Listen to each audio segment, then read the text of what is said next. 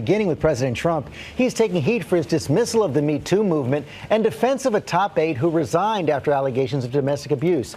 The president tweeted in support of people who are, quote, falsely accused and destroyed by mere allegations.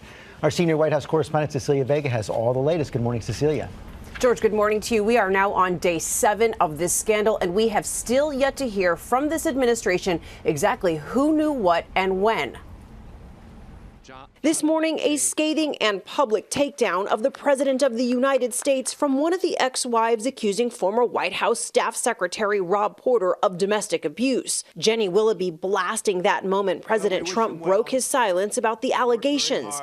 He never mentioned the women. Instead, he praised Porter. We certainly wish him well. It's a obviously tough time for him. He also, as you probably know, he says he's innocent.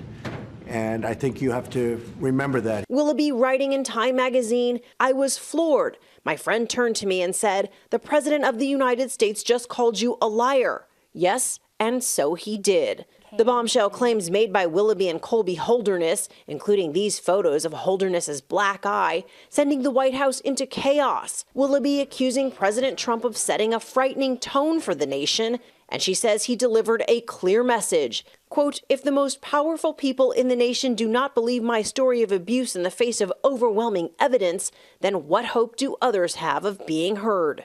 Over the weekend, the president fanning the flames with this tweet. People's lives are being shattered and destroyed by a mere allegation. Is there no such thing any longer as due process? Porter denies the allegations, the White House now doing damage control. Does the president believe that Rob Porter is falsely accused?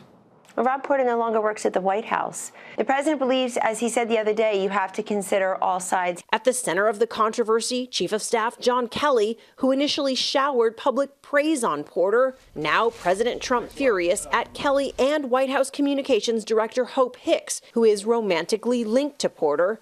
Sources tell ABC News Kelly told President Trump he'd be willing to resign. I spoke with the president last night about this very issue. He has full confidence in his current chief of staff, General John Kelly. In Time magazine, Willoughby says the response sends the wrong message. Quote, if someone finds the strength and courage to come forward, he or she is to be believed.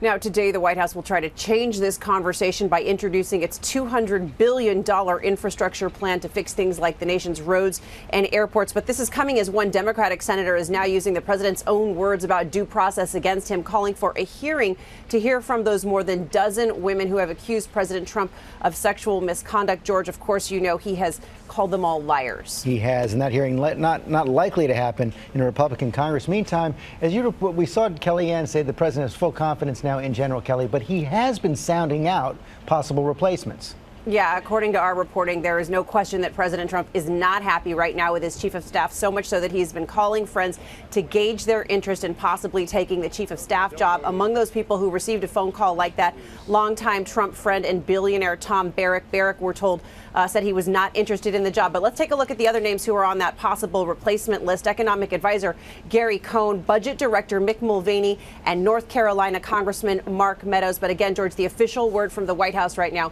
President Trump has full confidence in his chief of staff. Right, and they don't want to make a move during this storm. Okay, Cecilia, thanks very much. Let's bring in our chief political analyst, Matthew Dowd, for more on all this. And Matthew, you know, General Kelly was brought in to bring order to this White House. What was been revealed in the last week, again, is that the division and dysfunction as prevalent as ever.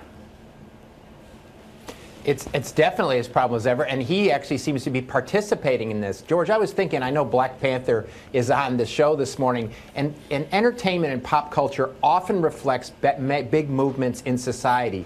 And if you remember, the last year and a half, the two dynamic, iconic people that have moved in society and entertainment have been Rey from Star Wars and Wonder Woman.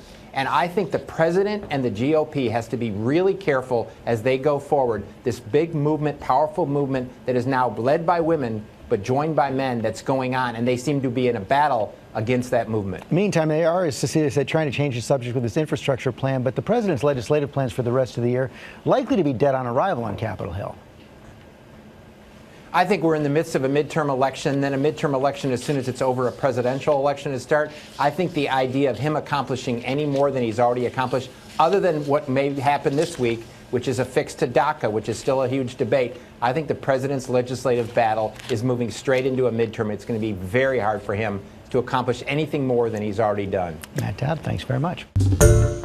Hi, everyone. George Stephanopoulos here. Thanks for checking out the ABC News YouTube channel. If you'd like to get more videos, show highlights, and watch live event coverage, click on the right over here to subscribe to our channel. And don't forget to download the ABC News app for breaking news alerts. Thanks for watching.